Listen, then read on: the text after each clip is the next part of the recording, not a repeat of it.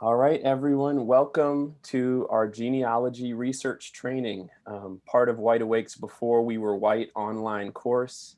I'm David Dean, the Associate Director of White Awake, and I'll be leading this training today. I'm just looking at the chat and seeing folks introducing themselves and saying where they're at and that they're excited.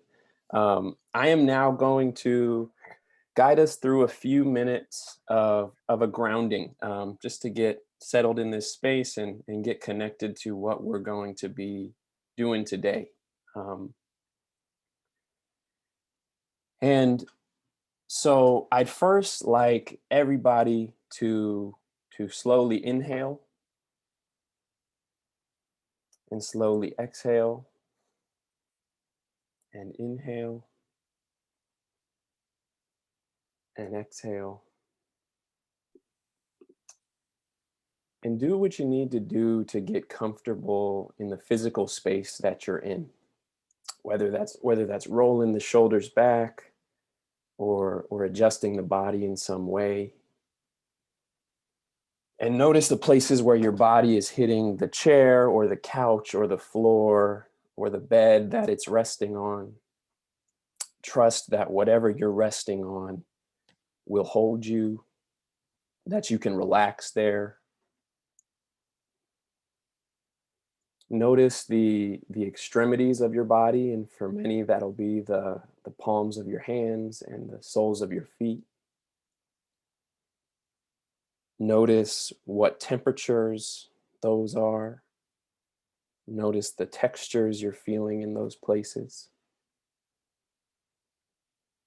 Notice your belly just below your navel and feel it rising and falling as you breathe in and out.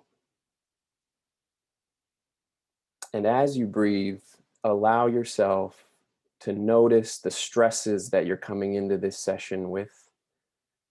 Stresses from your day, stresses from your week. And with each exhale, let yourself breathe them out of your body, or at least move them, to the side of your consciousness. And let them know that, let those fears, those worries, whatever they are, know that you'll come back to them and you'll check in with them later, so they don't need to worry. And as those stresses move to the side, close your eyes and bring to the center of your consciousness the reason why you are here. Why are you in this space? What brought you here? What deeper sense of truth might you be seeking to find by diving into your genealogy? What sense of belonging might you be hoping to find? What questions are you yearning to answer? What are you most excited for?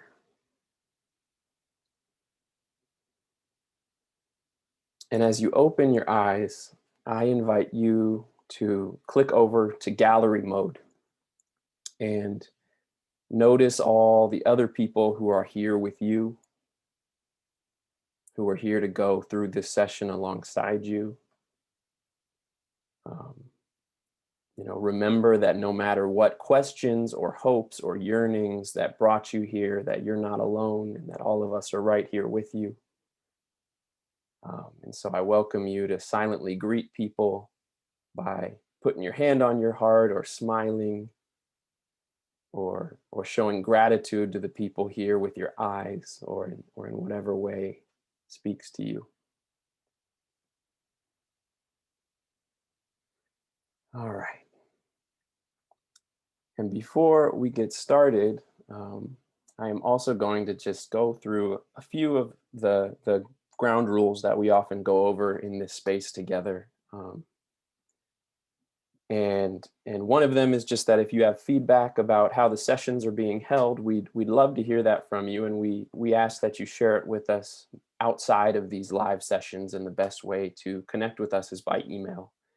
And most importantly of all, as we always mention, our intention for this course and this session today is to approach one another with the spirit of kindness And even though this is just a genealogy training, and we aren't going to necessarily go quite as deep personally into some of the intense subjects that we might touch on in sessions. Some of the types of research that we're going to be talking about still involve, very heavy topics and histories of harm. And so many of us, will probably notice within ourselves, the desire and the urge and the real yearning that these things are held in a good way. And all of us are going to be coming here really trying to do that, hold things in the best way that we can. But in the midst of that yearning, we want to zero in on the importance of cultivating an ethic of openness and curiosity for one another, acknowledging that we're all on our own learning journeys with these topics. And no matter where you are on that journey, no one has all the answers, myself included. And our goal here is to be honest and courageous and kind, and to approach one another with curiosity and respect, because that is the way in which, and the approach that we believe is best suited for the learning and the growth and the change that we're trying to create here. So again, thank you for being with us. In terms of the schedule for today, first, in a moment, I'm going to just ask some of you who feel called to share a little bit about why you're here and what brought you to this space. And then I'm going to give what has actually ended up being a pretty dang lengthy presentation about genealogy research skills. And I'll stop partway through to offer some time for Q&A, and then I'll go through the rest of it. And by the time I'm done with it, our goal is to have a short breakout for you to process some of this stuff in small groups, and then and we might get to that point. We might just go straight into a Q&A, but we'll see. But likely we're going to have a closing Q&A that goes past the 6:30 mark if you're on Eastern time, or the 30-minute mark that this is supposed to end on. And if you can't make it for that, if you have to leave, that's totally fine, and that will be on the recording. So just so everyone's aware that this is the first time we're running this training in particular, and so the timing is a little bit uncertain. But ultimately, the goal is just that you come away with some tangible ideas and understandings and skills that can just get you moving along your journey of actually doing some of this research and relating it to a lot of the stuff we're talking about in this course.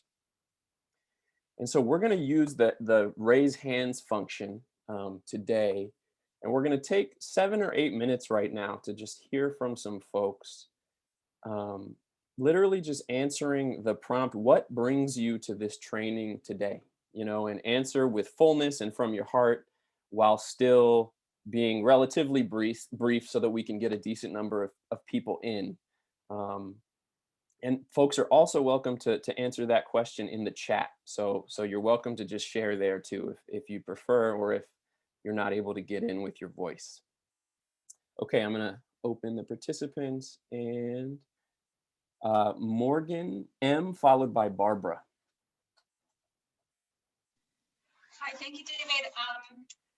My sister has has lined out a pretty extensive tree on my family, and I'm curious about what was happening in the history and the geography when they made big moves, like across the Atlantic, or, from the East Coast to the center of the country. So I was hoping to kind of get sense about that, about the history of place, and so I could kind of start to understand what was happening and maybe why they moved around and ended up where we are. Thank you. Awesome. Thank you for sharing that. Who did I say? Barbara, followed by Tracy. Thanks. Hi. Thank you so much, David. Yeah, I'm interested today in just getting more skillful at doing the research, because as I was unpacking, my father just passed away in October of this year, and he fortunately did Ancestry before he died. And so we have a lot of lineage there. And what I was really interested to find out recently in a conversation with my sister since starting this group was that one of my great grandfathers on my mother's side came over to the East Coast as an indentured servant. And, you know, in the context of Bacon's Rebellion and everything we've been learning, it's just so fascinating to me to actually feel, wow, yeah, that piece that you have been talking about so much in this course Right. about our unity and that we've all come from ancestors who were trying to get away from oppression and you know, systems that were thumbs on, right? Right. So that's why I'm here. Thank you. Thank you so much, Barbara. Wow, if you're ever able to find some documents on that indenture, I'd love to hear about it and hear about your journey in finding that. I will Those try my those are best. those are tough to do. Yeah. Yeah, thank you. Okay, Tracy, followed by Christy and Diane. Thanks. I guess as someone else said in the chat, I haven't been all that curious before to kind of know what came before my grandparents or my great grandparents, kind of until the course that I took from you folks in the fall, and that made me more curious. Not just about I guess my family history, as well as kind of the larger history of the places that they came from.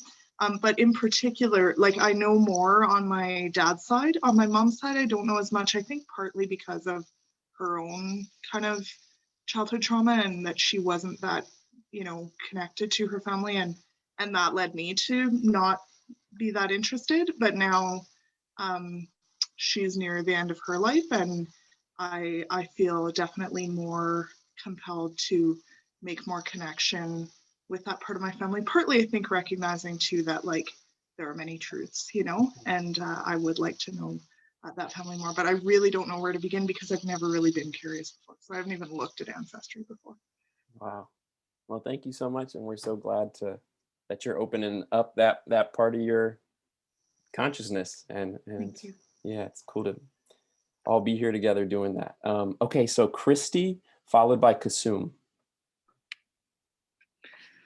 Thank you. I was really struck early on by something Eleanor said about how if you go back far enough, then we were all indigenous to somewhere.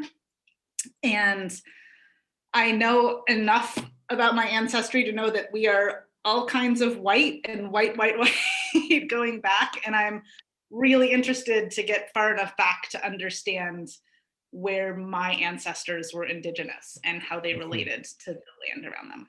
Mm-hmm. Thanks so much. Yeah, I relate to that in some ways, and definitely a lot of people are like all kinds of white. But I used to think I was like I must just be a mixture of tons and tons of things. But I was like, wow, this is actually a lot more specific than I thought as I started unraveling things. So I don't know if you'll find that or not, but that can happen sometimes.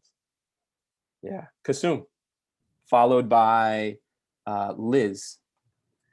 Hi, thank you, David. I feel like I've been waiting for this training for years. I'm so excited to be here. And I've been doing some of my own research from family and also on Ancestry, but I feel like I just need some more skills at it because there's areas that I get stuck and I'm not trying, it's like I'll find something, then I lose it. And for me, I'm looking a lot, my father's lineage, his first ancestor came over in the mid 1700s and actually fought in the war with George Washington.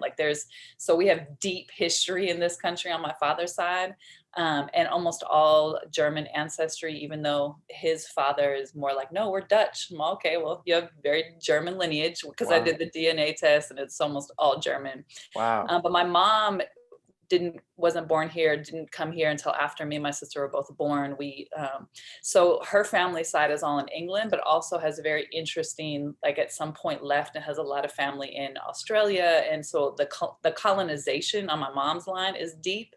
But my father's line is very rooted in here. So I feel like I've focused so much on my father because that's the world that I'm trying to deconstruct and heal from in this land. But I also just want to get more skills so I can do my mom's side too. And so Wow.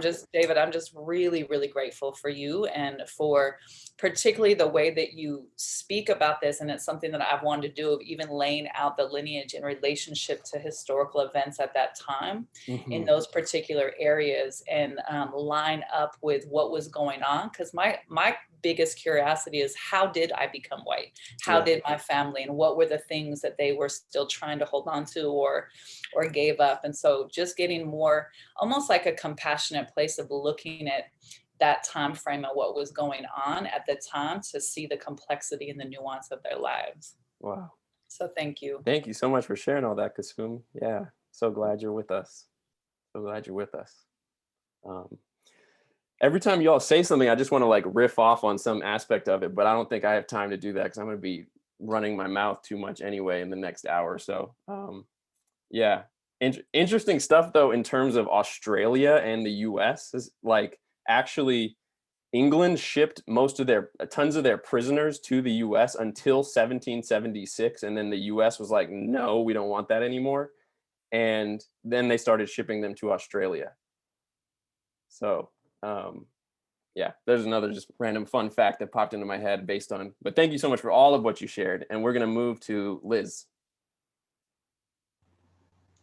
For me, so my mom has done a whole bunch of genealogical research, and so I have access to a whole lot of birth dates and death dates and places and kind of the facts of it. And I've always, in more recent years, I have shied away from really engaging with her about that because it feels just sort of a toxic positivity kind of an approach to like, oh, yay, our history. But I do have access to that information, and I'd like to learn how to see under the data to understand the context. Like, what does it mean? You know, I mean, I learned my great grandfather left Germany when he was 20 in 1850 because he would be conscripted the following year into the Kaiser's army. But like, why was there a war then? And what does it mean? You know, so it's like under the data, what is the story? Right. That's what I'm hoping you've got in your pocket. Well, I'll try to help with that. And that is the way you articulated that is so cool. And I think that, yeah, the way you describe that, I think, is what so many people here are probably after. And toward the second portion of this presentation, I'll try to get into some examples of just like when I've kind of done that somewhat or tried to do that. I don't know if there's like some secret sauce to exactly how to do that, but yeah, I mean, I'm hoping that by giving a few examples of like how I've made meaning out of it and tied it to broader patterns, that might rub off on you all in some way and inspire you. So hope so. But thank you for sharing. And we'll have more time, some more time for some questions and maybe a few reflections as we go on at different points. But I actually think I should probably get started with the first portion of this presentation. But just really excited to be here with all of you again. And so the first part of it is going to cover just like basic research skills. So I'm going to go through, just really basic nitty-gritty research skills that are sort of foundational to ancestry research. And I'm going to do that, and then I'm going to pause and let you all take maybe 10 minutes or so to ask some clarifying questions. And then I'm going to go into a presentation, or the second half of this presentation, which is genealogy applied specifically to the context of this course, where I'm going to talk about researching your history, your family history in connection specifically to each of those 4 windows into history that we're considering in this course: harm caused, Indigenous and Earth honoring traditions, harm received, and legacies of resistance. And I'm going to talk about examples of research that I've done on my family history in each of those areas. And yeah, so I mean, this is something that I've spent a lot of time doing, especially over the last 5 or 6 years. I've helped some other people. I'm not a professional genealogist at all, but I've helped a number of other people do this work. I actually got free rent for a month or two one time 3 or 4 years ago by literally doing genealogy for my landlady. And and have a lot of my own research also can be seen in different ways, actually, in that Roots Deeper Than Whiteness article that you have read. And so before, though, that I get into all of this content, I'm just going to mention a few things about sort of the nature of this work. And the first one is to name that genealogy research really kind of just puts the heteropatriarchal nature of history right in your face. So I just want everyone to be kind of aware of that going into this. The records we look at are often literally just centered around male heads of households and male surnames and heterosexual couples. And but despite that, we also can still really get some liberatory knowledge out of this pursuit that we're on together. And I'll also note that this work is inherently harder for Black people who are descendants of those who were enslaved, because families were constantly split up. Enslaved people literally never almost had their names recorded on federal censuses throughout all of U.S. history. So yeah, I just think it's important to acknowledge that as well as we start, just so that we're aware that interacting with this subject is not the same for everyone. And this training will also be US centric, United States centric, mainly because that's where my own research skills lie. And, though many things will cross over to the contexts of international participants for sure, there's definitely crossover there. You just may have to do some translating for your context. I'll also be sharing research skills of many different kinds. And with that said, some of them will be involving ancestry.com. And even those skills can be applied outside of it as well. But just so we're all aware, ancestry.com, is a corporation with some questionable financial ties. In terms of paying for ancestry.com, you can get a 14-day free trial. After that, there's monthly paid subscription plans, and you can really, if you want, focus your research into little month-long chunks, and then you can pause your subscription so that you're not just paying month after month like it's a cell phone bill. And you can also download your family tree and download records and save them for yourself. But, and this is really amazing, I just realized actually a few days ago that there is this thing called familysearch.org. And some of you may know about this, but familysearch.org is literally the free version of ancestry.com. And it has very similar functionality, even though ancestry.com may have somewhat better functionality, but this just seems like it could be a good option. And I've only explored it a little bit, but pretty much all the skills I talk about relate to familysearch.org too, except it's free.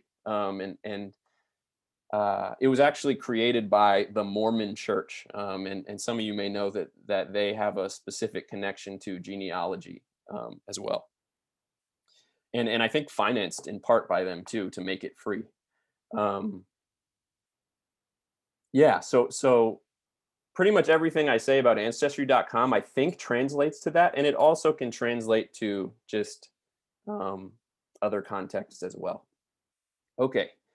So let me now get my slideshow ready so we can get started with this section called the Basics of Research.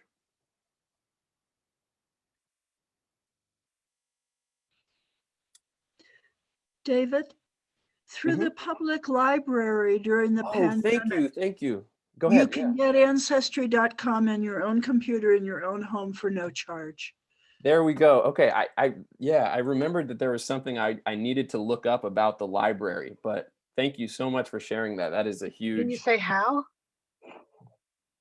Yeah, do you have thoughts about, is there any specific You'll way have how? to talk to your local I'm a library. librarian. I'm a Yeah. librarian. Okay. I can address this. So if your local library has a subscription to ancestry.com, there's often like a regular version and then a premium version that's usually only for in-library use. And that version is available for at-home use right now. But it depends on, your library is probably going to ask for your library card number, right? So if you don't have a library card right now during the pandemic, most public libraries are making it easy to get access to online resources without going in to get the card number. So I highly recommend that you just go to your local library's webpage and see if you can get access. Great. Thank you so much, Lily and Rachel, for sharing that with everyone, and also getting it on this recording for everyone else who isn't here to listen to this live. That's super great, and thank you for the specifics of that. Okay, so I'm going to share my screen and get going with this. Okay. So part one, the basics of research. The first thing that I'm going to talk about has to do with my family tree, and this is it right here. I just decided to blank out the names of my parents and my grandparents, just because, I don't know, there's a lot of people getting access to this, and we live in a world where white nationalists are doxing people doing anything related to anti-racism all the time, and I just thought it might be a smart thing to do that. So that's why those are blank. But this is my family tree. This is many of these lines extend back further in terms of research I've done, but this is through my great grandparents. And the first thing I'll talk about are these things called hints, and hints exist on ancestry.com and also familysearch.org, and they're symbolized here. This is a screenshot of the ancestry family tree. They're symbolized here by these green leaves, and they're really cool because they give you a chance to learn a lot about specific people in your family without having to look super hard. And there are hints of all kinds. Death certificates, phone book listings, property records, church records, wills, passenger lists from ships. And you'll need to look at some of these things to determine whether they actually apply to your specific ancestors, based on the knowledge you have about them. But so we are, and so that's a major thing that we're going to be using as we go through this. The important thing that is probably the most fundamental thing you need to do accurate genealogy research that I've learned a lot of people don't do, especially through ancestry.com, is to substantiate. And by substantiate, I mean prove the connection between generations with an original document. And, you know, through this hint function, you can actually often get access to a lot of other people's ancestry.com research, and like who have crossover in their family tree to yours. But what is important to note is that a lot of times, and I've found this a lot of times, and I've also learned this from genealogists, that a lot of times those people's research are not entirely correct. And, you know, sometimes you can make use of their research for the purposes of like seeing if it's correct. So looking at what they did and then seeing if they have documents backing it up. And in that case, add it to your tree. And that's really helpful. Or if there's one link that they don't have documents backing up, you can go look for a document backing up that link and it can still help you. But the key is to substantiate with documents. And we're going to start the process of looking at how to do that. And the clearest way to do that is through census documents. That's also probably the most foundational thing, especially for people in the US, tracing their lines backward in time, and potentially internationally too. And so what we're going to do right now is we're going to look at my great-grandmother, Helen Dixon Beale. And I don't think you all can see a mouse right now. I can't see a mouse on my screen, but pretend I just click her name on this, and then this is what would come up. So there would be this pop out. And what I'm going to do now is click this place where it says 5 ancestry hints. And when I click that, I go to this profile of Helen Dixon Beale, my great grandma. And there's this list of hints, and we're only looking at the first 2. So the first one is a link to look at other people's trees and what other people maybe have found about her heritage. But what we're going to do right now is work with this second thing here, which is the 1900 US federal census. And can someone just call out really fast? And maybe a bunch of people will, and that's okay. It'll be cute. but can someone just call out really fast how old my great grandmother was in 1900? Probably. You can unmute yourself. 4. There you go. Yeah. So she was, depending on when the census was taken in the year, she was either 3 or 4.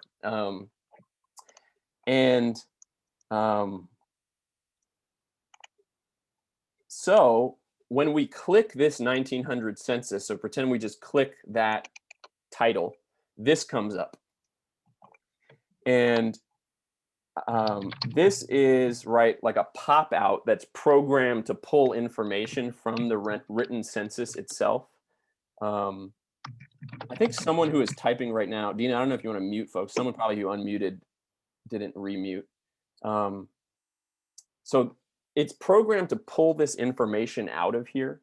But you can also open up, like we're going to do in a second, this document, click view image and view it yourself. So the first thing we do, and remember our goal here is to figure out what the previous generation is, so who her parents are.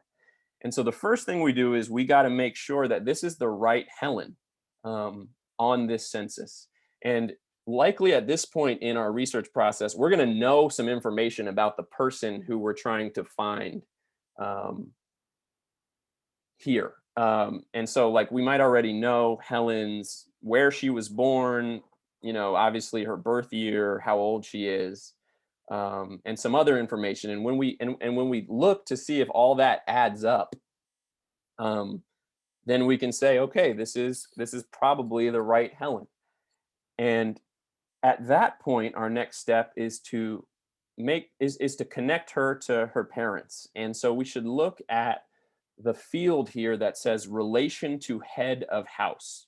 And that's right here, a little ways past the middle of this list under gender. And we'll notice that it says daughter. And so that can give us a little more certainty that we're pretty sure that William F. Beale is her father. But we can also click this census itself by clicking view image. And there might be other ways to get, I think there's other ways to get digitized info from this census that's easier to read, but right now we're going to click view image. And this comes up. And so one other thing we can do here for the purposes of this current pursuit to just try to see, because sometimes I found where there's a child who is the child of the head of the house, the male head of the house, but from a previous marriage or something. So another quick thing we can do, and you can zoom in on this to really get specific, but right over here, 6 or 7 columns past where it says head, there's this thing that says number of years married. And we can look there and see that William F. Beale and Emma have been married for 8 years. And so that just adds some likelihood too, to create pretty clear certainty that we're pretty sure that that Helen is both of their daughters. And while we're here, while we're looking at this census, I'll just name a few other cool things about censuses. And that's just that there's lots of information on them, right? If we look at these things, and I'm, right now we can look at this top line, William F. Beale. As we scroll over, we can see the year he was born. And then we get over past the place where it says the 8, as in 8 years married. Then we see this first column where it says, in his case, Missouri, and that is the birthplace of this person, of him. Then we keep going and we see the birthplace of his father and the birthplace of his mother. We keep going, we see his current profession, which is bookkeeper. We keep going a number of columns over, we see an R, that means he rented his house at the time as opposed to owned it. We keep going, we see that he lived in a house as opposed to a farmstead. Censuses are even cooler when they relate to, I think, and this is probably also because this is not my ancestry, and so I think it's particularly cool in some ways, but immigrants who came, as we'll learn in a moment, mostly from Eastern and Southern and some from Central Europe in the late 1800s and early 1900s. Some of those censuses are really cool because they also say literally the place in Europe that they came from a lot of the times. They say their native language. They say, and native language, including, like, even if they're part of this large Austro-Hungarian Empire, which now is multiple Eastern European countries, the language they speak oftentimes will relate to their specific ethnic group within that large area, whether it's Slovak or Magyar, which means Hungarian, or whatever. And it'll say, the specific factory profession that they had in New York City in the early 1900s and things like that. A lot of really, really stuff that just, even outside of going back in time and tracing links, can just show you really interesting things about people's lives. And so the next step in our process, and we don't see a button for this here, is to accept this source, because we've decided this is, 99% sure this is accurate. We click accept the source, and there's going to be a button for that. And what that will do is it will add all of this info, digitize it, and put it in our ancestry.com family tree, and create new profiles automatically for William F. Beale and Emma, and input all of this information about them. And so that will then help us for the next step, which is trying to find their parents. And in that, to do that, we literally just kind of follow the same process again. And that includes checking, clicking that profile for either William or Emma, checking hints to find a census with the person when they were a child, right? So when we find them as an adult, then we look for a census when they were a child, because that likely will have them with their parents, who are the generation we're trying to find next. I'll also just mention, I don't know if I said this, you're going to get this PowerPoint in addition to a recording of this. So there's a lot of information here, and maybe going over some of it again that way will help too. And if sometimes a census won't come up that you're looking for example, with William and Emma, they were born in the late 1860s. So we're probably looking for an 1870 or 1880 census when they're kids with their families. Sometimes that might not come up on hints because for whatever reason, it won't find it. And so you can also go search for that yourself. And you can do that, number one, by just opening up like an ancestry.com or family search, like census search engine. And you can find that probably through the site or by Googling like ancestry.com space like census data, or familysearch.org space census data on Google, and entering that and finding this search engine, and you can enter information. You can also go back to either here, if you notice the top right corner of any person's profile, there's something that says search, a little magnifying glass. And that'll search even more content that might be related to this person, that's even, maybe the algorithm doesn't see it as likely enough to be a hint that they're going to give you, but it'll just give you everything and put it in order of what's most likely. So maybe there's a census there that you can verify relates to somebody, even if it doesn't come up on hints. And you can also do that through this mini profile screen, where there's also the search button, if you can see, next to quick edit, and between quick edit and profile. Okay. Number two, once you, just going over these basic steps, once you find a census, make sure the child is the right person, cross-checking with all known census info.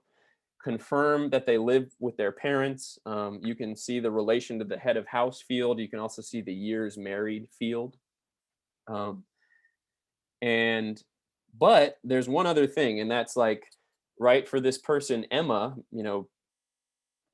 because of the patriarchal nature of this stuff, we currently don't have her maiden name. And so it's going to be, it could be hard to find her as a kid on a census without knowing her maiden name.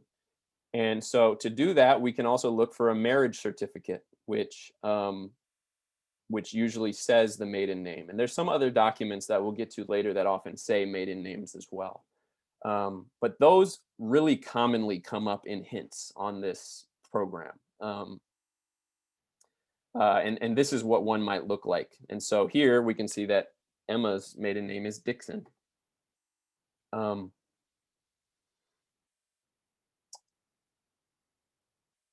So this general, and you can kind of, the idea is you keep repeating this, and it gets harder as you go back in time, right? But this census work is one of the most foundational processes of ancestry research.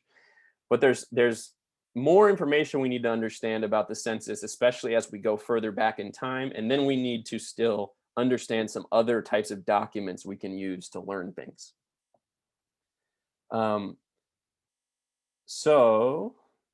Okay, additional census info. So the first census in the US, federal census, was in 1790. Also, I just learned the other day the 1890 records, which I have never seen, and I was always wondering why I had never seen them, were mostly destroyed in a fire, supposedly. Pre-1880 censuses do not have a relation to head of household field on them. So sometimes, even though it's still pretty common that children are living with their parents, that's not always the case. Sometimes those children might be living with people that aren't their parents. And so usually it's helpful with pre-1880 censuses to find an additional document to substantiate that connection. And we'll talk about some additional documents in a moment. Pre-1850 is when it gets a lot harder. Pre-1850 censuses only list the male head of household, right?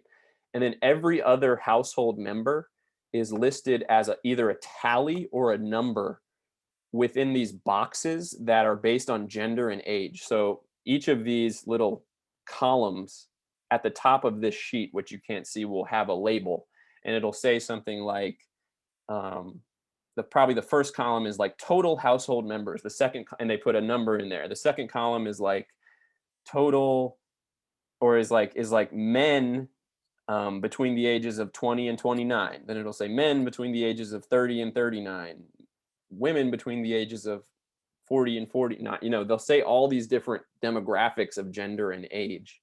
And then you see these tallies there. And this is where it gets a little more difficult. And there is a way to make meaning out of, and make use out of these earlier census documents too, right? Right. Yeah. Also, right. Not only is this patriarchal, right, but it just makes our job a lot harder. Um, and the way that professional genealogists make use out of this pre 1850 census stuff is in this way that kind of looks complex, but it makes some sense after I explain it. And I'm also including an instructional video link here that goes into this more from another genealogist. Um, but I'll just say this briefly. But basically, what you do is you take the 1850 census, which is the last census in which, or the first census in the U.S. when they actually listed like uh, all household members by name, um, and you write down in 1850 like the ages and names of all household members, right? Or just all people you know. Maybe you knew they were in households before because you know their father and son, or parent and child. And then you make this grid where you just write what you know about them based on their age and about how old they would be in each of these census taking years. And then that way you can sort of be like, you can sort of say, okay, like James's household would have looked like this in this given census year, you looking at this thing. So that's a little like based on what you know here, like you kind of know what it would have looked like. And maybe you know that, James had a child that was born in this place based on at this time, based on what you learned from the 1850 census. And you then kind of go back to that location in the country at this other time based on the tick marks that will be um, accurate for this household, and you look for something that looks like that. And there's more information about this in this additional instructional video. This is where it gets a little harder though, in terms of this census work. And it's why these other documents are so important, which can be important at any time, but really come in handy too, to sort of go alongside your census work. And the first one that is really great is death certificates, in the sense, just in terms of genealogy research, in the sense that they actually have a lot of information. They have like the parents of the person who died, including the mother's maiden name. They have the location that the person was born, and some other really key information. County and local histories. I put these in order of how often I use them. County and local histories are also really helpful. Certain points in the late 1800s and early 1900s, there were just like big efforts to make these. And they just document family trees going pretty far back, even into the 1700s, deep into the 1700s, if your family has been in this country that long. And yeah, and then we have marriage records, which we talked about. Oh, also, these all come up as hints oftentimes on ancestry.com. Military pension files, church records. Sometimes church records are the only thing that says the child-parent relationship at like a baptism or something in a pre-1850 context, because the census doesn't.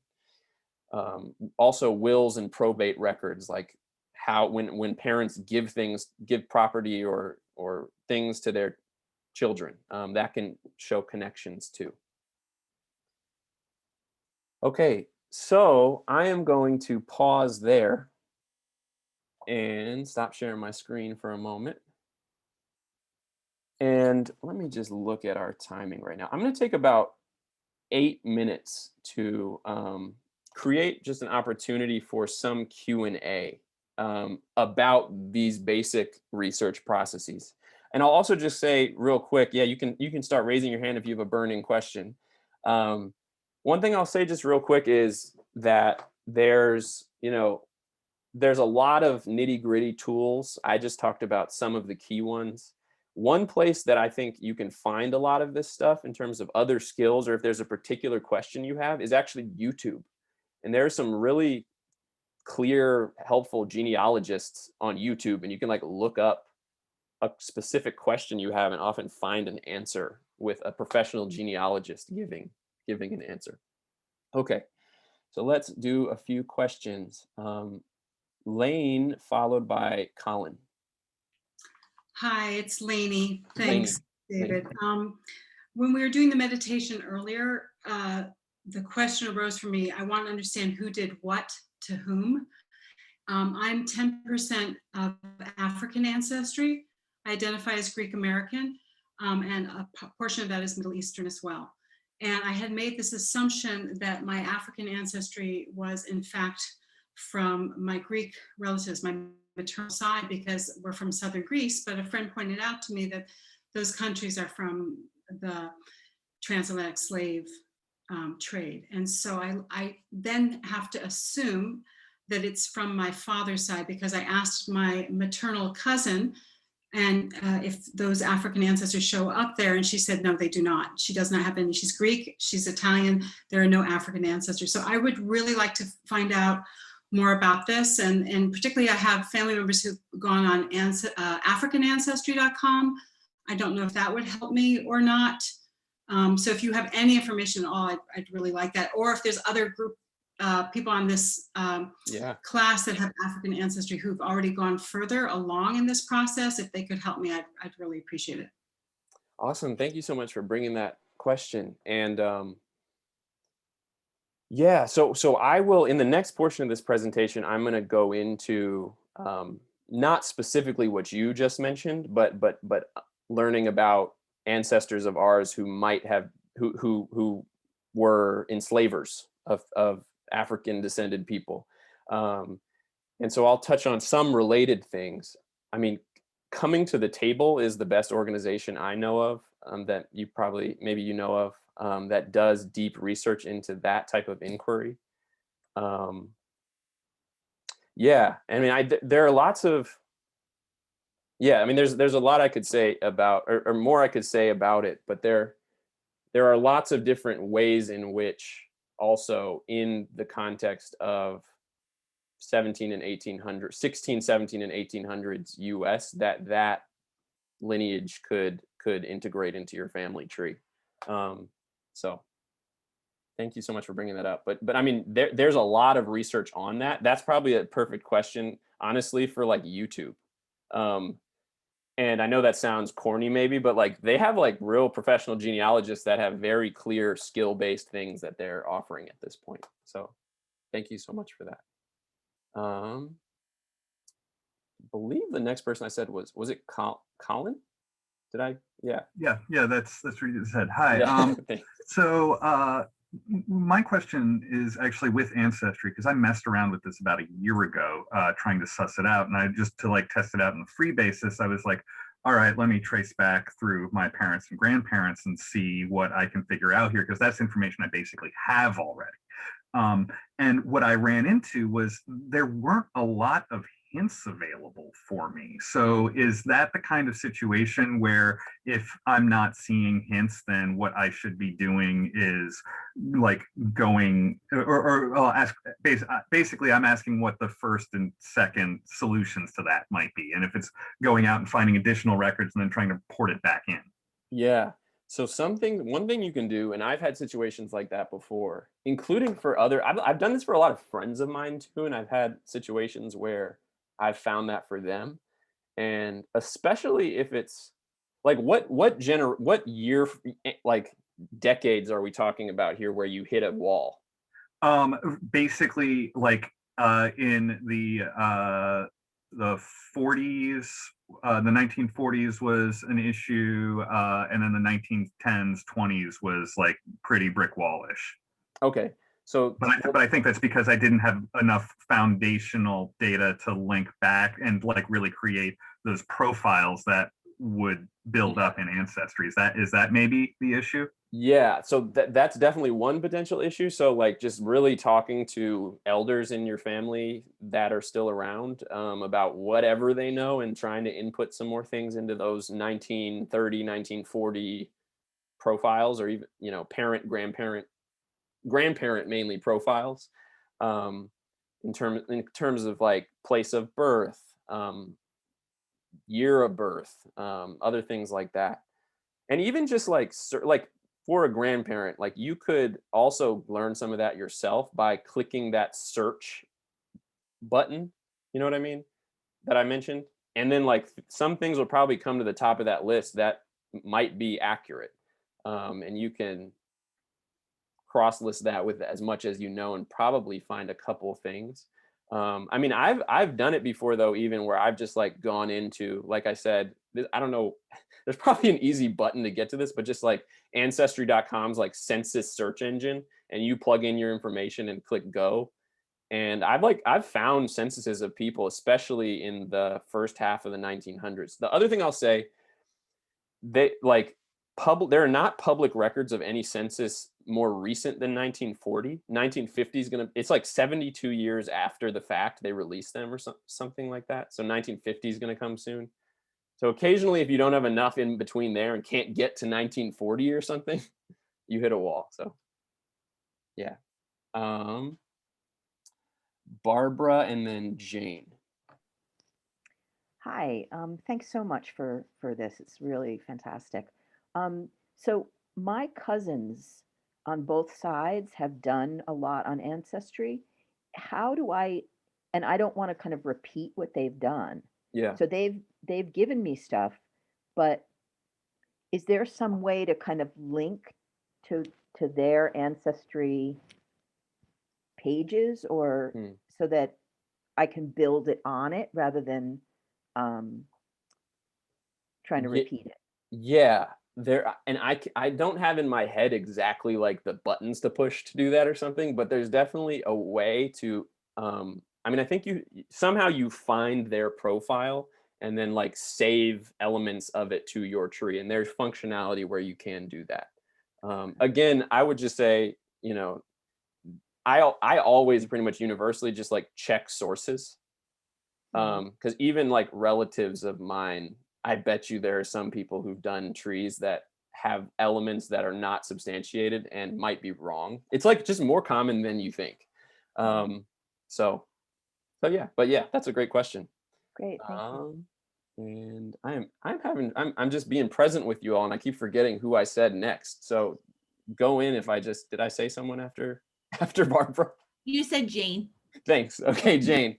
Jane, go ahead, and then we're going to wrap up with you for the moment. Even though we got a lot of questions, we'll have some more Q&A at the end.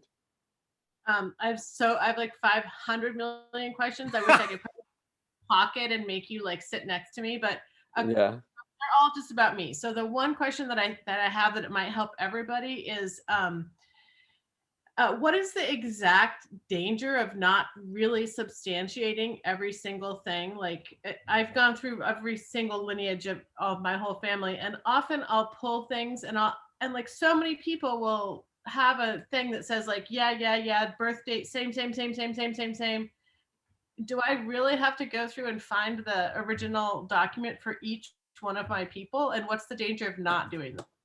Right. Well, I mean, so sometimes, okay, well, the first thing I'll say is sometimes those situations, there is like some substantiation across the board that those people have done. And a lot of times, or some of the time, it's from like a county or local history.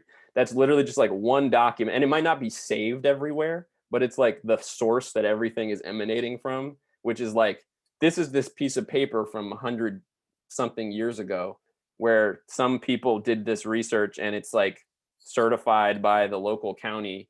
And it says like 7 generations of this family. And we're all just going with that. And I don't know if like genealogists say that situation, you should just go with it. Like if a real rigid genealogist, I think a lot of people do. And so that could be cool. I mean, look it up for yourself, but that could be considered acceptable. I mean, I've done that at times. I've done some of that and some substantiation with other documents from that too. But when that doesn't exist, when like you literally like have no idea where the source is coming from, I mean, I've just found times where I've done that and then I have substantiated to totally different places. Yeah, like I've experienced that myself. But sometimes it's just fun to kind of hop around and just look at what these different people have and be like, oh, I might be from Germany, or like I might, because you can kind of just get places a little further. And I mean, one of the best things to do ultimately is to find, and I'll talk about an example where I did this, is find someone who just traced it far out, but maybe doesn't have full substantiation. And then to use that as the basis for you trying to substantiate some things in that chain, because that speeds you up a lot to just have even this stab at like this possible data that might be accurate, and maybe a lot of the time is. I don't know if that helps at all. Yeah. Well, thank you so much. I'm going to really try to save this chat and make it available to you, because I'm guessing that people who have some wisdom about some of these questions, I can't track it fully right now, but it's my guess is that a lot of you have insight on some of these questions too. So I am now going to go into part 2 of this presentation. As I said, I think in the future we're going to take 2 hours for this training, and I'm probably going to go up to the I'm on Pacific time, so the 3:30 mark, 30-minute mark, which is like when we were supposed to be done, and then I think we are likely going to what I want to do is just have another period of Q&A for those that are able to stay, to ask some more questions. So let me share my screen one more time. All right. So this part is going in a lot more specifically to each of these windows into history. All right. So the first one is harm caused. And we just covered this in our last session. There's a lot of context for the importance of this window in that last session that we just had, if you all haven't gotten to it yet. A lot of the reasons people go into this window are to understand, white people go into this window, are to understand and create healing in their own families, to do some direct descendant work if you're learning about legacies of enslavement and people who descend from slaveholders and the enslaved. There are certain organizations like Coming to the Table that do that work. Or just, some people are really interested in doing repair work in communities that their ancestors impacted in whatever way makes sense, and is healthy today, to the descendants of those people. And, overall, it seems like the interconnection between all of these reasons people might go into this, or just this notion, that the truth will set you free in one way or another. And the 2 historical harms that I'm going to be speaking about today are number 1, settler colonialism, and number 2, slavery, and talking about some examples of research that I've done related to these things in my family. And the first is settler colonialism. So the line that I'm about to show you is actually the line with my last name, the Dean line. And that line of my family came into Georgia in 1790. And what I did, and I traced it back until the 1790 census. And actually one of those local histories helped me with that too, and I substantiated it. And each of those censuses, 1790 and onward, has a location where this family at the time lived. And what I did was I cross-listed those locations with the way in which land was violently and genocidally taken from indigenous peoples in the state that we now know as Georgia over time. So I'll show you some examples of this, but you can do a similar thing in terms of understanding the location of your family based on when these periods of genocidal land theft happened. So in 1790, right, on the 1790 census, my ancestor with my last name was living in Washington County, in Georgia, right on that western edge. And so these slides that I'm going to show you, I put circles around, but each slides in the year in the top right corner is when a certain amount of land was taken. So, and I'll talk about that in relation to this census data. So this is 1790. In 1807, more land was taken and creating these new counties, right? And shortly after this, in the 1810 census, I found my family living in Lawrence County, right here, continually on the western edge. In 1821, more land was taken. And I actually think I found some sort of state census from 1825 that indicated that my family in 1825 was living in Houston County, right here.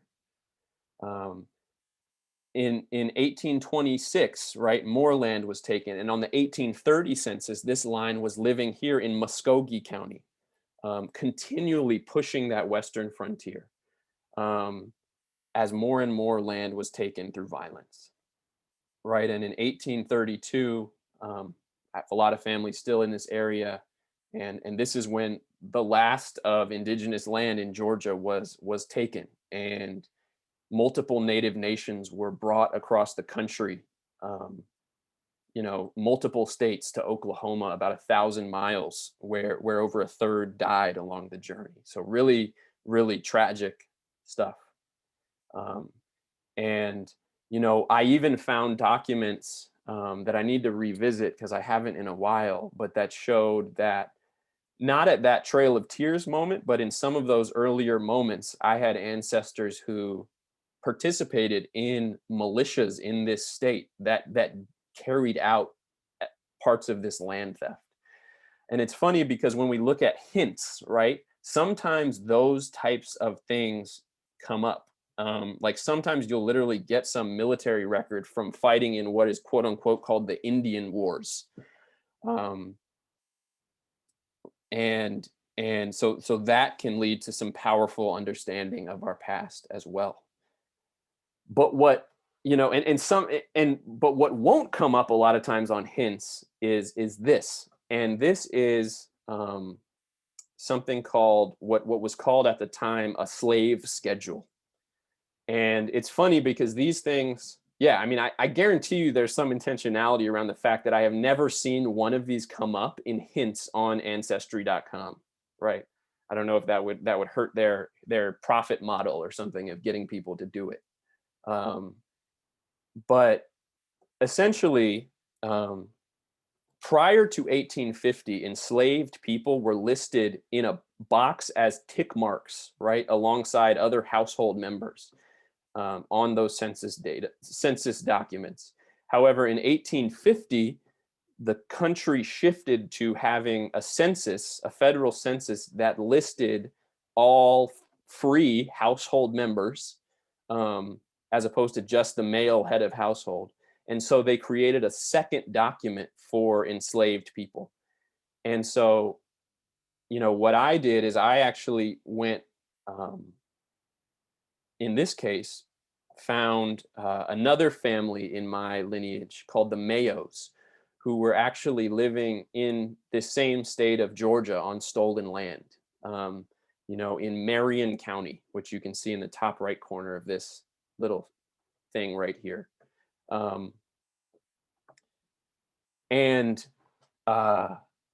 Basically, when they did these slave schedules in 1850 and 1860, and you can also go into Google, right, and search ancestry.com space slave schedule or familysearch.org and find the search engine for this. And then you can pull your census data that you have when you found your family on the census in 1860 and plug it into the other document and find potentially if they were enslaving people at that time. And so just so you see what these look like, and obviously, you know, there's a lot of heaviness to this stuff.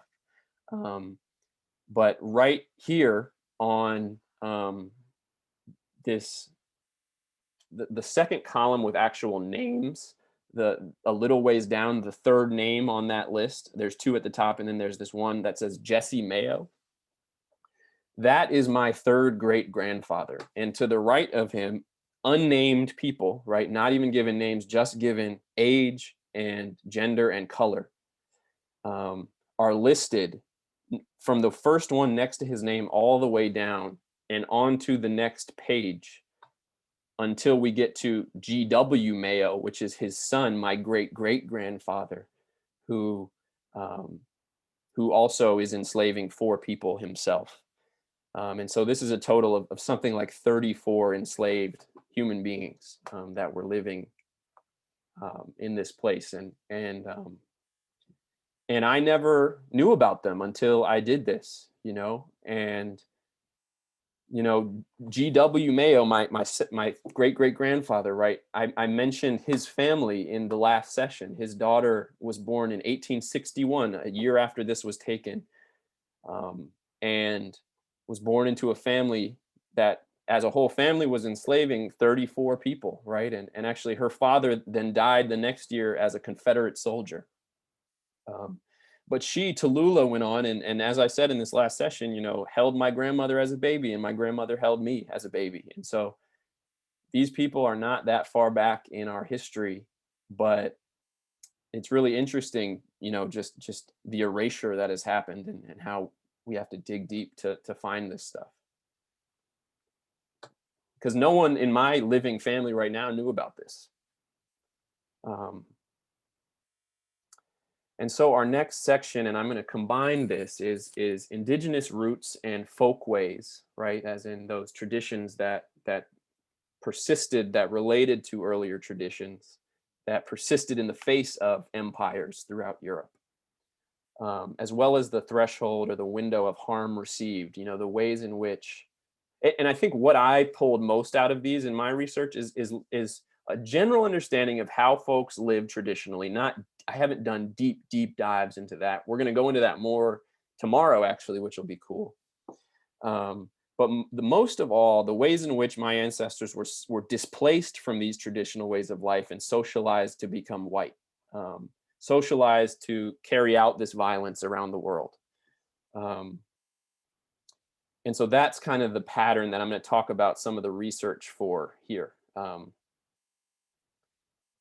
So the first question when delving into these two windows into history is, which immigrant or settler groups do we come from? So we got to understand that first. And the first part of understanding that is understanding a general timeline of European immigration to the US, right?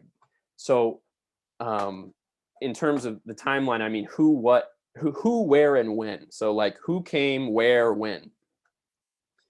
And I put in a timeline here of just, this is the colonial era, and there's another slide next, just to the best of my research. And there's some more layers to this, but this is the colonial era, and this is the later 1800 to 1924 era. It cuts off at 1924 because that was when this Immigration Act was passed that completely cut off Asian immigration and limited significantly and put on Eastern and Southern European immigration, putting them on quotas, and even limited all immigration in general. But my family primarily comes from this colonial period, right? As you read in that article, some of my family came in the 1600s from England in a time when so many, the vast majority were indentured. The second biggest wave of my family came in the 1700s. And they were Scots-Irish people, you know, populating the backcountry of the South primarily. And there's long loaded histories of each of these populations, which we could go into. But you can revisit this as you do your research. And I hope some of it is helpful to you. These are just some outlines of when these different groups came. And so first we need to understand kind of a general timeline so we can think about what we're trying to find. Number two, when answering this question, ask elders in your family their knowledge. Just while they're still around, do it. I've actually even found a lot of connection with elders in my family having these conversations. And like people I haven't really had relationships with, but I've built these much stronger relationships with 93-year-olds in my family because they're really into genealogy and I am too. And it is like a window for me to talk about race and class and all these things with them from a place of relationship that is really cool. And they can give us a lot of information that can help us kind of figure this out. Your last name, as we've said before, can indicate sort of like some more idea of where you might come from. Also, I mean, most of all, tracing some of your lines of your tree back to Europe if you can, or back to one of these specific groups, right? So like if we can trace our ancestry back to Virginia in the early 1700s, it's kind of likely that, and they have English last names, you know, it's pretty likely that a lot of our ancestors might be of this one of these first groups. And then we can also do DNA testing to get ethnicity estimates, right? That's what they call it these days. And ancestry.com does that, 23andMe does that. I've actually, just because I'm a nerd, and even when I was like totally broke, 5 years ago paid for both of these tests and learn some things. And I mean, and what it can do is confirm your research. So you can be like, it seems like pretty much all my ancestors are like this group of English ancestors, or a lot of them are, and a lot are Scots-Irish. And then we can literally look at this DNA test and it's like, yep, that lines up for the most part. And it did for me. So once we have some clarity about which groups are some of the groups that we come from, the next question when in this window of history to ask is, what were these people's traditional lives like and how were they separated from them?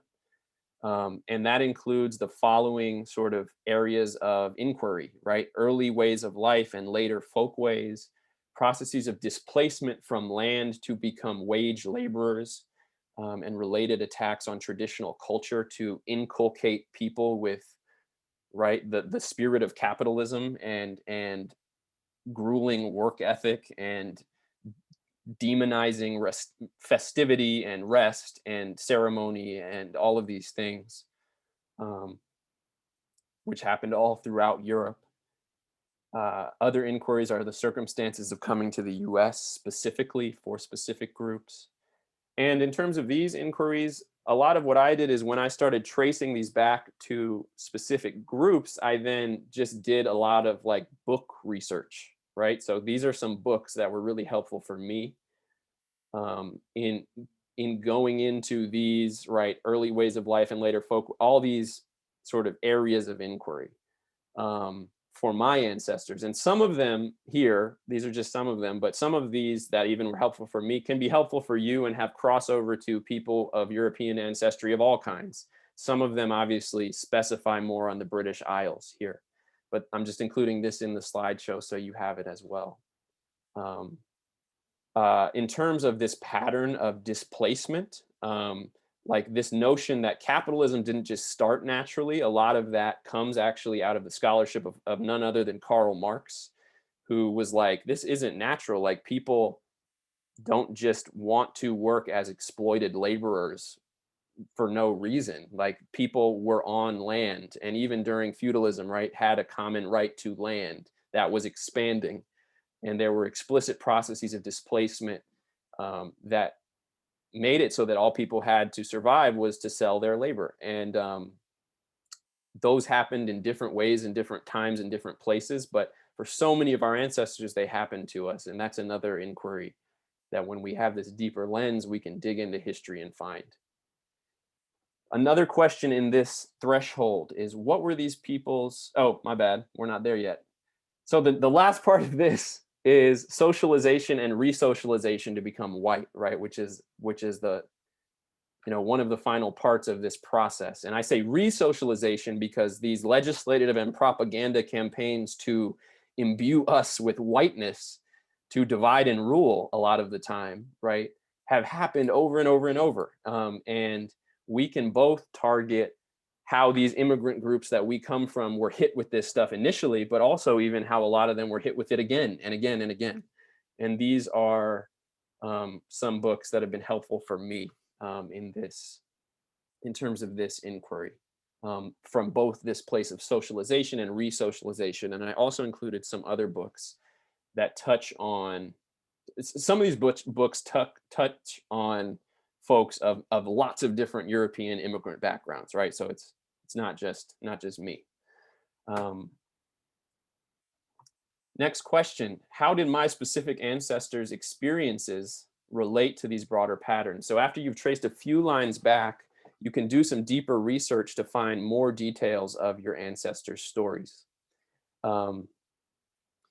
And see, how they plug into these patterns, and if you can see connections there. And this is an example of when I've done that some. And the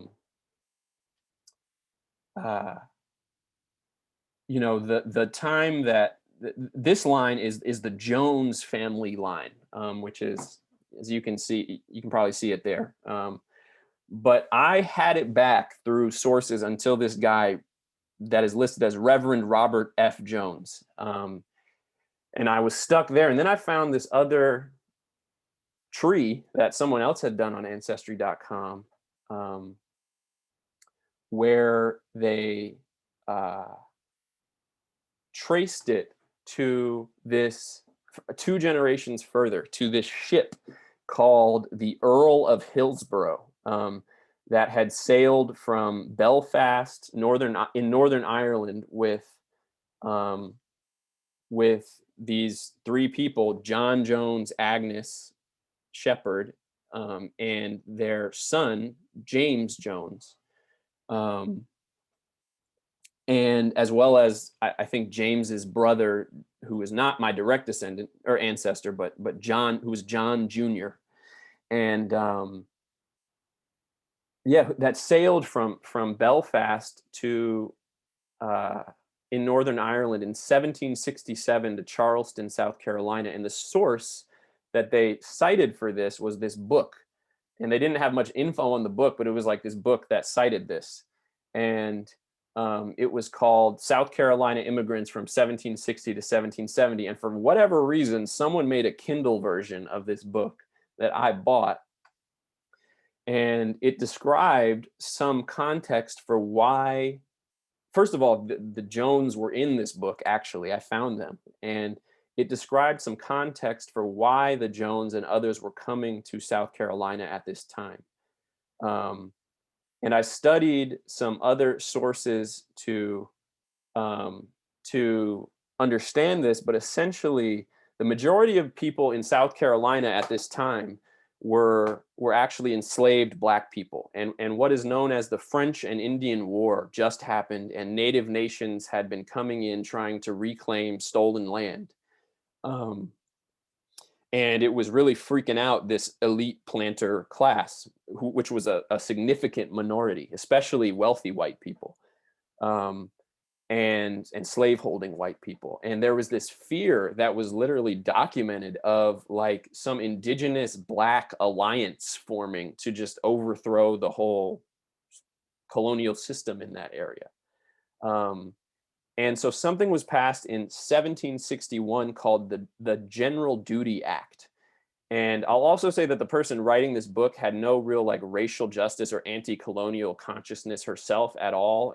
And that's true sometimes with a lot of genealogy folks, but she, in a sense, accurately, but also in, just really weirdly, as someone writing in the 1980s, described this act as an ingenious scheme by the Tidewater planters to protect their lives and, what she said, investments.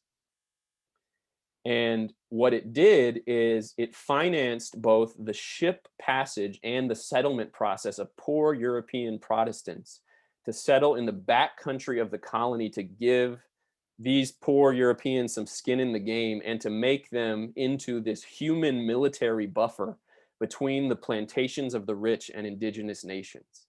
And there's like documents showing that this is how people were talking about this at the time. And there's also, this is a pattern that you see with the Scotch Irish in general, and they were first used in this way in Northern Ireland, and then they were used throughout the backcountry of the North American colonies in this way in general. But this book also allowed me to find deeper connections and uncover other sources with more information about this deeper history of this ancestral line, right? It like, from information in it, I was able to find other things. So I found, based on the ship that they came on, I just found all these other like books, both by academics and genealogists, who had like traced all of this information about this ship, including the agent who recruited passengers for this ship, and which like 2 counties in Northern Ireland he went to recruit passengers, giving me a lot of information about where likely my ancestors were living in Northern Ireland. The situation economically in that area that was causing all these people to want to move. And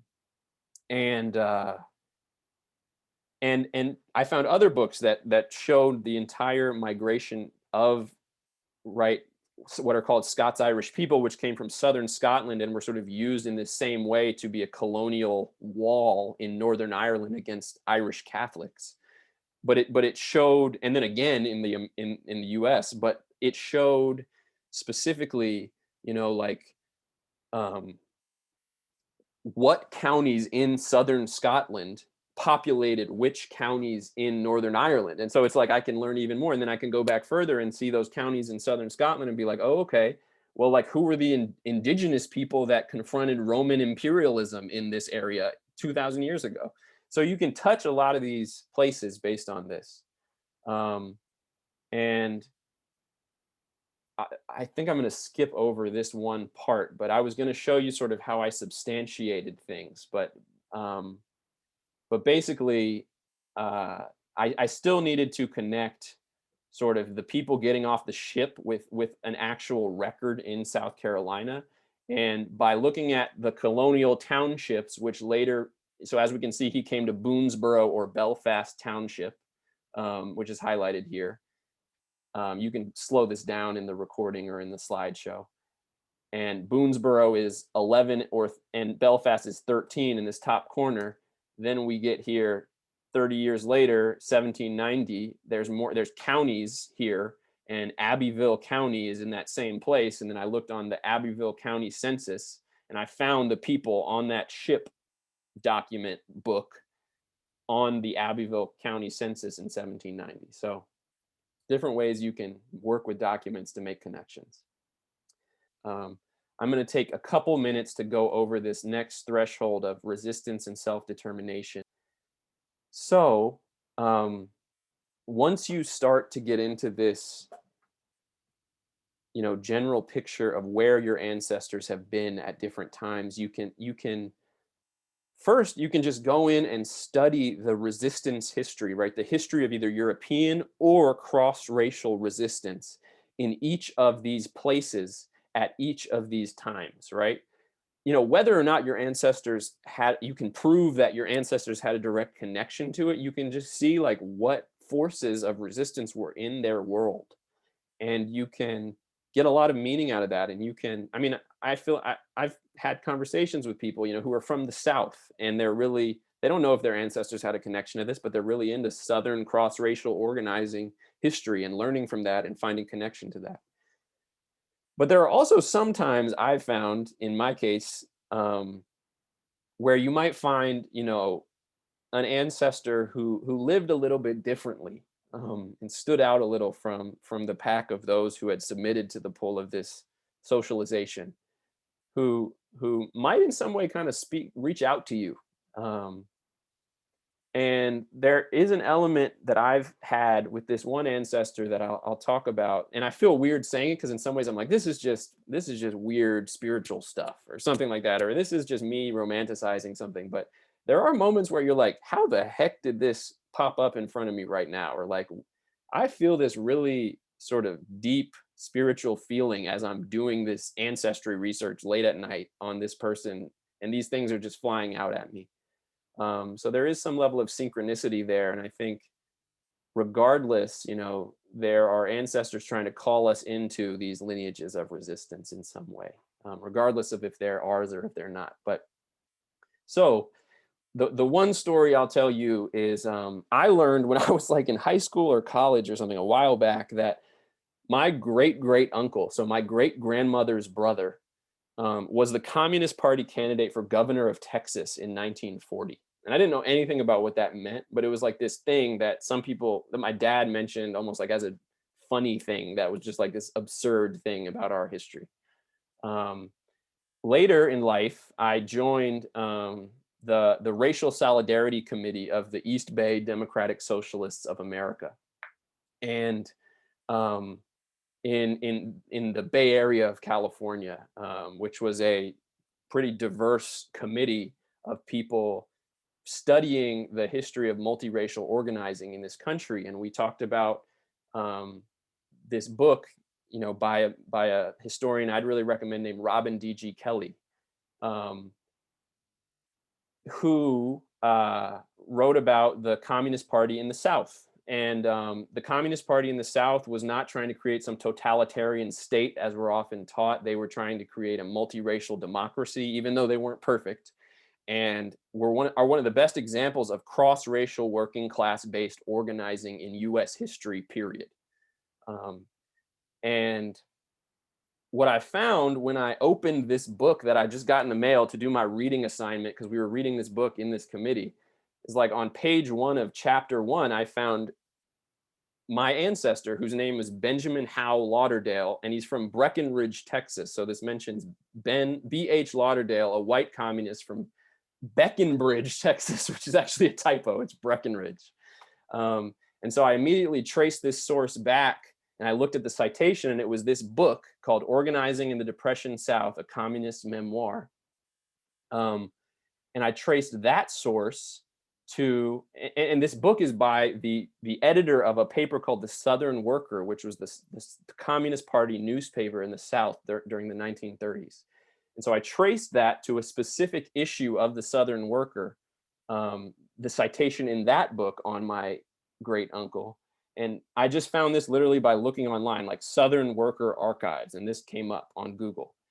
And that brought me to this article, right? Which look at the heading of the paper, the political agenda of this group. And this article is all about the imperative that the Communist Party take a stand against lynching, right? This is a pull quote from the end, and it talks about also my great uncle's experience in the Socialist Party before the Communist Party. And so this led, it was like, so, I don't know, it felt so powerful to find this, and it just kind of fueled me to do more research. And the thing that I'll highlight right now is newspaper research. And a lot of times we can find so much in newspapers too, including about the legacy of resistance, right? And I found out that Texas had this massive history, not only of the Communist Party, but even bigger of the Socialist Party in the early 1900s. It was actually bigger than the Republican Party in Texas in 1914, around that time. And so I found 31 entries of him in newspapers, many of which are these socialist newspapers throughout Texas from the past. And this is a free website I just found. These are some examples of them.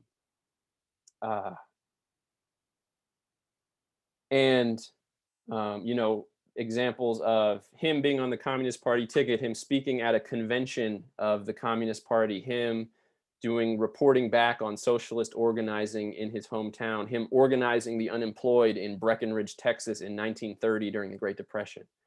And I wanted to go to this quote, and I'm going to close now.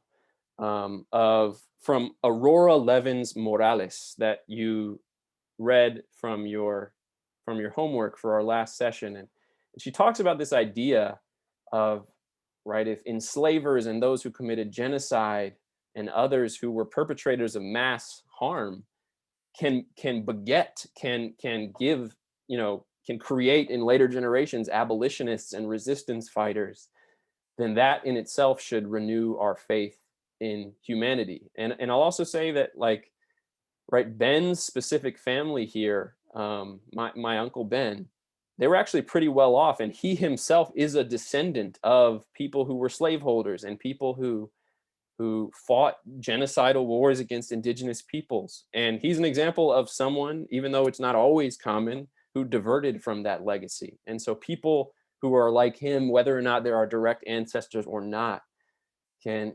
are calling us in to join them, I think. And that there's a lot of power in realizing the potential for this pattern to carry out. Whether or not we see it in our own direct lines or not. There's a lot of hidden history of resistance that has a lot to teach us, and ancestors who want to support us in what we need to do today. And I'll close by reading this poem from Ben. And we actually found that we're almost positive that in these socialist newspapers, he often went by B.W. Lauderdale for some reason.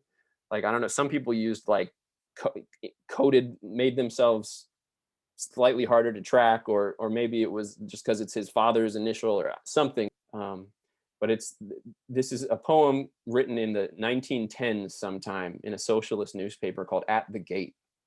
And it says, "Behold the cooperative commonwealth, the industrial republic, in which labor, who has produced all wealth, shall now produce all laws, and shall wear on her joyous brow a crown so bright that its shimmering sheen shall banish hell from 1,000 thrones.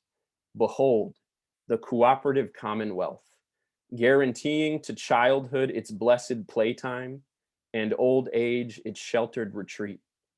Tramps, vagabonds, misers, the fallen woman, the forgotten man, and others of misery's brood, shall spring forward regenerated and made alive by the incentive of making good.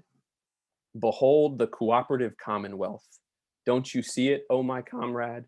Don't you hear it?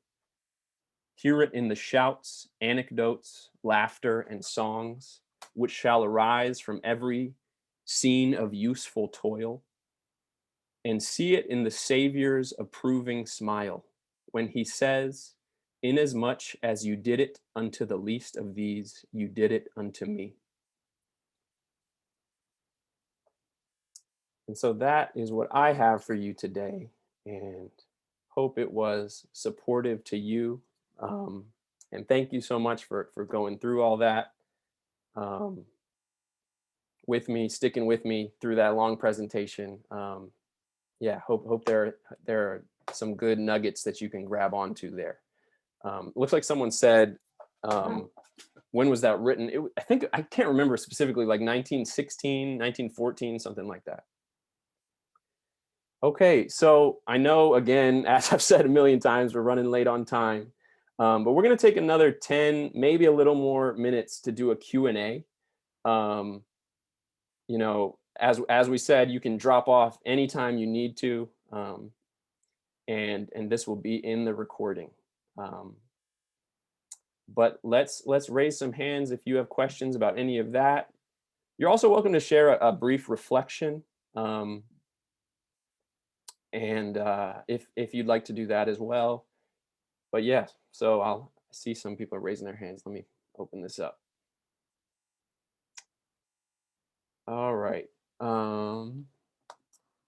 Let's go with Lauren Davis.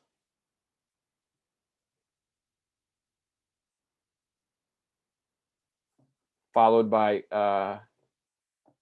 Jill Boone. Lauren, are you there? Oh, maybe Lauren dropped off. Okay, No, Jill. no, I'm Oh, here. okay, got it. I was gone and I'm back. Got it. I just had a question. Like you were talking about being able to track our ancestors, like for instance, back to the British Isles, Yeah. and sometimes we can take them to very specific places, and we can actually then research like what's going on in those places. And for me, it would really help if there was a way that we could like, I don't know if there's a way in Ancestry or someplace where you can actually like put marks on a map so that you can start to see like if they're clustering around certain parts of Britain or Scotland or Ireland where there are intentional witch hunts going on, or Right. resistance movements, and to just have a visual way of seeing that. Do you know if there's a way to do that? Well, I mean, okay, so one way is literally, first of all, the British Isles that we're talking about, they're really small, so they're pretty small. And so like what I was saying about even how I can kind of see that, like one of these books that I found, it's called Albion Seed. And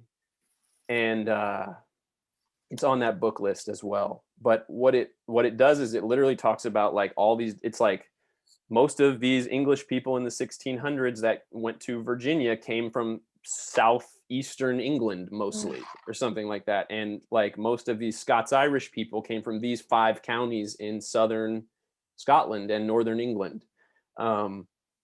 So sometimes some of these, or like French Huguenots, or I don't know, all these, like sometimes some of these groups you can trace back to, like there's like a few specific places that are not incredibly specific, but pretty specific about where they came from. So hopefully that helps a little bit. Yeah. Thanks for the question. Jill followed. Yeah. This is a really quick protocol question. Yeah. But when you're putting names into a family tree, how do you deal with like the maiden name, the married names, if they have more than one married name, and middle names? Thank you so much. Okay, so I meant to say that if I didn't, in terms of the maiden name especially, you should put women in your tree using their maiden name. So like usually try to have them in your tree with the maiden name, because that will sort of like make the search engines work better for you. Middle names, yeah, you can I think there's a middle name field. Yeah. So I would put them in. I would put them in if you know spelling of them. And I mean, the search engine still might work, and even if the spelling's slightly off, it might find someone with that middle initial for you or something. And what about like married names then? So if somebody has a couple of different married names, you just ignore those completely? That's a good question. I don't know. I mean, one thing you can do, I would probably plug into the profile like their name at birth. Like a maiden name, I guess.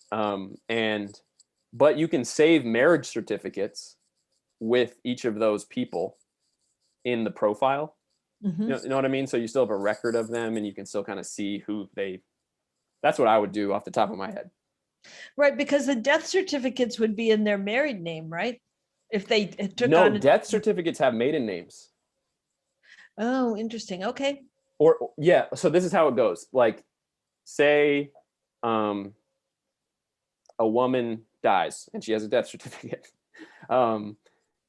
Her married name will be on the top of the death certificate, but it will show her father and mother, including like on that death certificate too. And the father's last name will be the maiden name, Okay. And the mother's last name is actually the mother's maiden name. So these death certificates, so that can get you back even further. So the death certificates are great. Look for those. Okay. Thank you. Yeah. Thank you for that question. That was probably really helpful for a lot of people. All right. Hold on a sec. All right, let's go and try to, maybe if you've spoken today, put your hand down just because we got a decent number of people. Let's go with Matthew Hom, followed by Marion Biglin. Thank you. I had a similar question to Lauren's about keeping track of all the places in our family research, because those are not trivial facts. They're not just details of the people who are ancestors, but also when you're tracking, how did you get from your indigenous place to the place you are like right now? Yep. That's part of the story.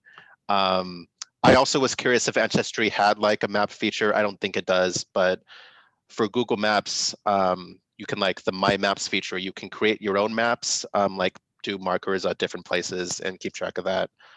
Right. And that is important for like your indigenous place, but it's also important like for recent history, like in terms of like learning when you become white, like actually like learning like when white flight happened and like how your family like navigated these parts of history. I guess the question was, do you know of like the best way to keep track of locations? Thank you. Yeah, thanks so much, Matthew, for your question.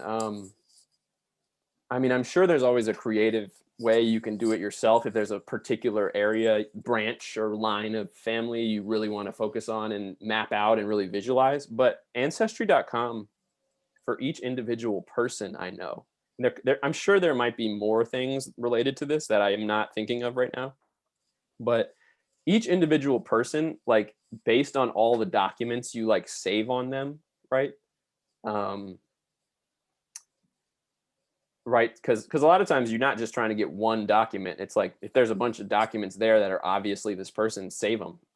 And it might be censuses throughout their life, you know, and once you save those into Ancestry.com, in that individual person's profile, it will then create like a timeline of where they've been at what times. Does that make sense? Yeah, yes, that's the life story. Is that correct? Yeah, I think so. I think yeah. so. Yeah. Yeah, that's helpful. Thank you. Yeah, yeah, and I bet you there's more functionality that I'm not thinking of. So good question. Marion, followed by Nancy Andrews. Hi, thank you so much for this discussion and all this information. Just a quick reflection. I just really appreciate that you gave us technical skills, but also like shared this kind of hope and ancestors trying to call us into the history of resistance. I have been dying to tell this to someone, but the day this course started, we were cleaning out. We had all this stuff in storage, and there were all these boxes. My Aunt Margaret had done all of this research on our lineage on Ancestry. I did not choose to ever look at it because I've had a lot of guilt and shame of being descendant of enslavers. And the day this course started, the boxes were in my living room, and they have been in storage for like decades because of a long story of. And so this what you're saying about ancestors trying to call us into the history of resistance just really gives me a lot of hope and an inspiration to keep doing the work, or to start doing the work. So thank you. I guess question for you. I'm very new at this, although Aunt Margaret did do a lot of it, but from a different lens. So you're talking about Ancestry and Family Search. Like, do you recommend like starting on Ancestry to make the tree, and then like Family Search is like supplement, or is it more like you could pick either platform? Well, that makes sense. Yeah, good question.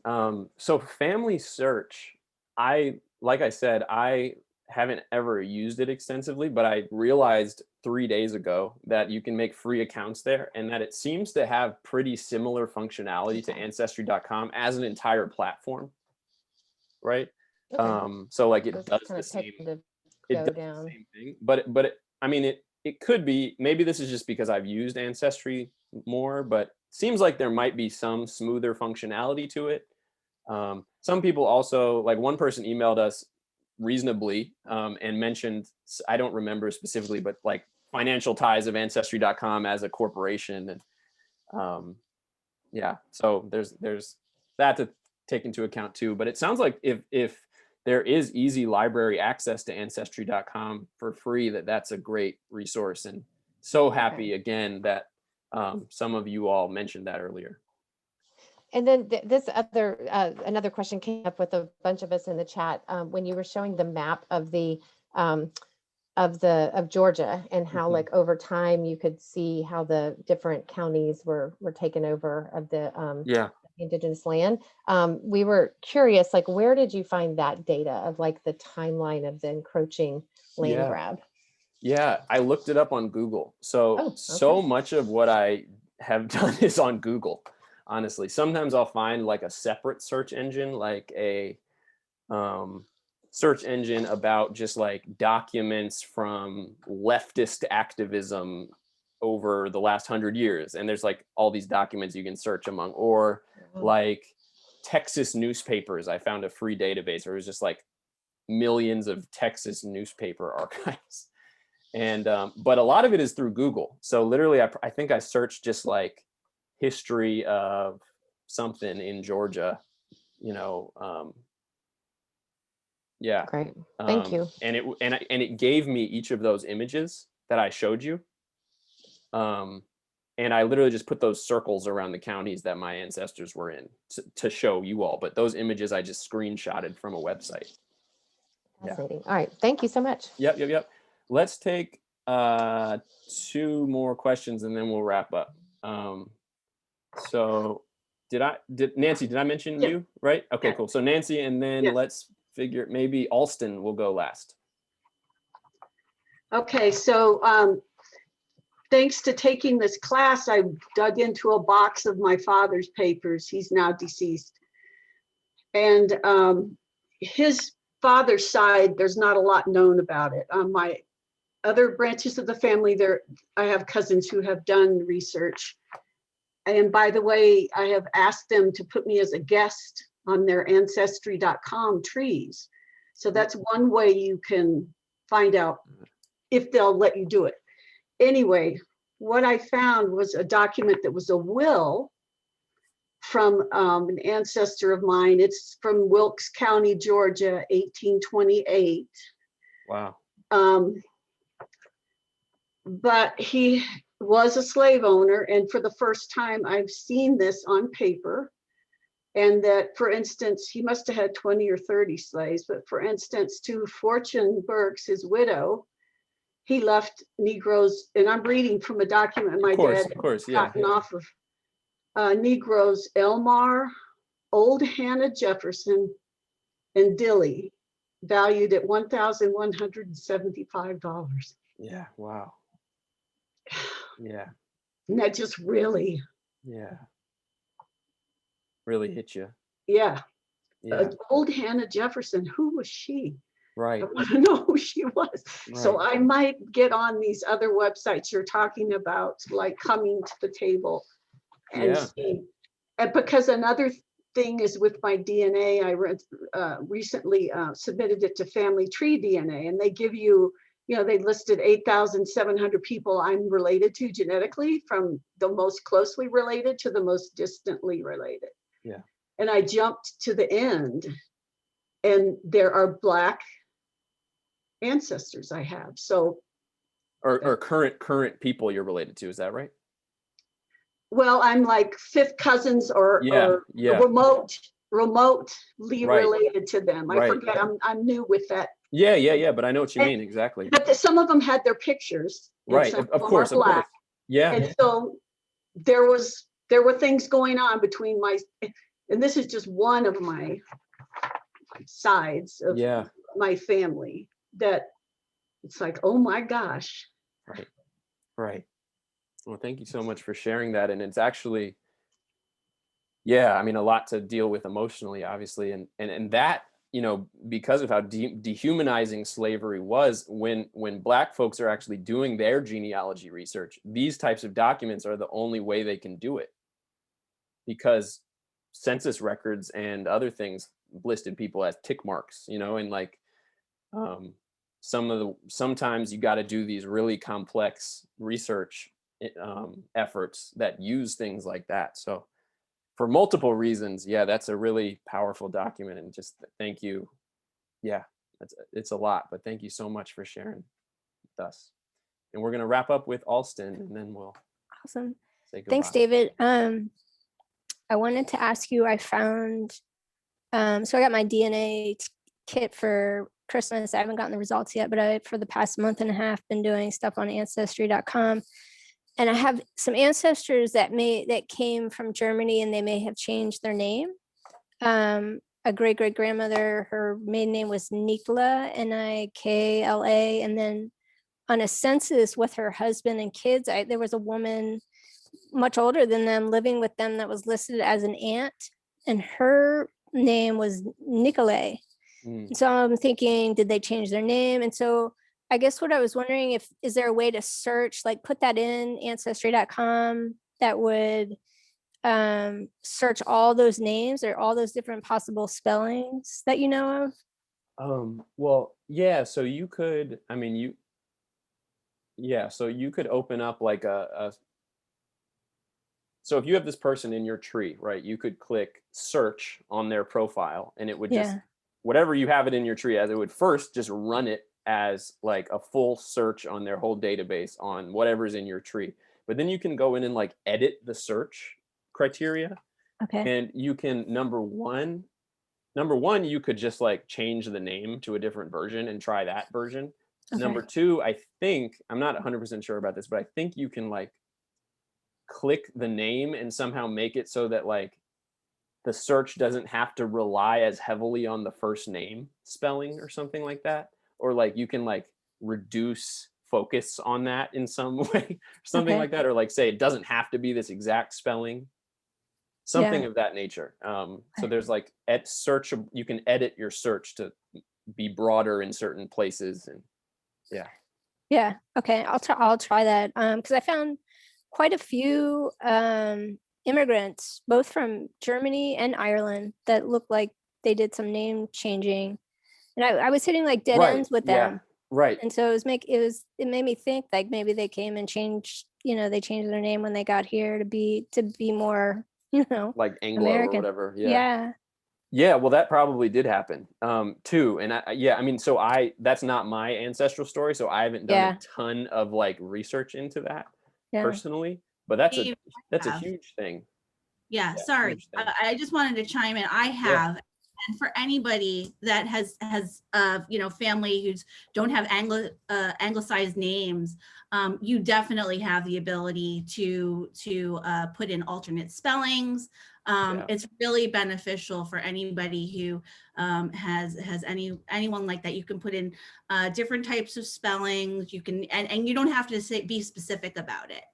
But I just wanted to. No, thank you, Dina. Thank you so much, Dina. I think it is important for those that don't have a lot of anglicized names. Yeah, people just were making names up all the time. I know. Like, can I ask you one more question too? Sure. Just real quick. It was really something I wanted to say earlier. I found an ancestor last night who was Quaker from Ireland and was sent with a letter that said that he and his brother being sent as servants, but the word servant was capitalized. And so I read that as a servant of God, but then other people on Ancestry were saying, oh, these were indentured servants. So I was wondering if you've seen it, because I know you said some of your ancestry is Quaker. So I was wondering if you have seen anything like that on yours. Totally. Well, actually, so my parents became Quaker in their lifetime. Oh, okay. Yeah. So, I mean, I probably have a couple Quaker ancestors just because my ancestors were around when they were coming, but I haven't. I mean, I don't know, what year was it? This was 1600s. Okay. I mean, the majority, like a significant majority of like people from Europe coming in the 1600s, I think were indentured. So my first thought was indentured, but I wouldn't know for sure. Yeah, it kind of threw me because of the capital, that it was capitalized and it was, they're religious, coming for religious reasons. I've seen the use of capital letters in a lot of old writing in a way we wouldn't have done it. Yeah. Okay. And does that mean something to you in terms of how you would interpret that? No. Oh, okay. I think that's how they wrote English. Okay. I got you. Got you. Cool. Okay. Well, thank you for your question, Alston, and thank you, everybody. This has been a lot, and I really hope it was helpful. I'm really looking forward to reading this chat because it was just me running this today. I didn't get to really look through it super deeply as we went. but we'll definitely make it available to you, and I'm sure there's lots of rich resources there. And so, yeah, just thank you for your commitment to all of this, and for being here with us. And we obviously have a live session of the full course tomorrow at 1 p.m. Pacific, 4 p.m. Eastern, a little different than today, but we're looking forward to seeing you there too. And we're going to be joined by someone named Rune Jano Rasmussen for that session, who is actually like a scholar of European traditional animist religious and cultural history and practices, and sort of indigenous Europe. So we're looking forward to that as well, and grateful to be with you today. And let's just put ourselves in, I don't really have a closing quote for this one. I guess we'll just go with the closing quote of that presentation to take away with. But we can unmute ourselves in this full, in this gallery mode, and say bye to one another. Bye. Thank you so much for being here. David. David. Thank you, David. Thanks so much. Thank you. Buddy. Bye bye. Bye bye, See everybody. you tomorrow. Hey, good Thank you, luck. everybody. Everybody. Thank you. Thank you. Thank you. Thank you.